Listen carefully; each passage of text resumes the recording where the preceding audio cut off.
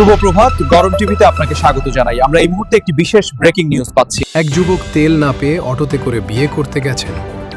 তেল নাই তো কি হয়েছে, বিয়ে তো আর বাদ দেয়া যাবে না। এই ঘটনাটি ঘটেছে খাগড়াছড়িতে। জ্বালানি তেলের তীব্র সংকটের কারণে গাড়ি না পেয়ে ইজি বাইক বা অটোরিকশা চড়ে বিয়ে করতে গেলেন মোহাম্মদ শাহিন আলম নামের এক যুবক। ২৬ থেকে ২৭ মার্চ ২০২৬-এর দিকে দিঘিনালা থেকে জেলা সদরের উত্তর গঞ্জপাড়া এলাকায় প্রায় ২৮ কিলোমিটার পথ তিনি এই ব্যাটারি চালিত যানেই পাড়ি দেন, যার ছবি সামাজিক যোগাযোগ মাধ্যমে ছড়িয়ে পড়েছে। বরের নাম মোহাম্মদ শাহিন আলম, বাড়ি দিঘিনালা উপজেলার মেরুং ইউনিয়নের মধ্যম বেতছড়ি।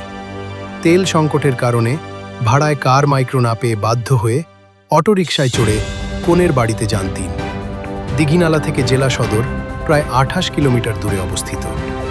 এই ব্যতিক্রমী বরযাত্রার ছবি ও ভিডিওতে দেখা যায় বর ও তার আত্মীয় স্বজন ইজি বাইকে করে হাস্যোজ্জ্বল মুখে বিয়ের পিঁড়িতে বসার উদ্দেশ্যে যাচ্ছেন। সামাজিক যোগাযোগ মাধ্যমে এই ঘটনার ছবি ব্যাপকভাবে আলোচিত হয়েছে।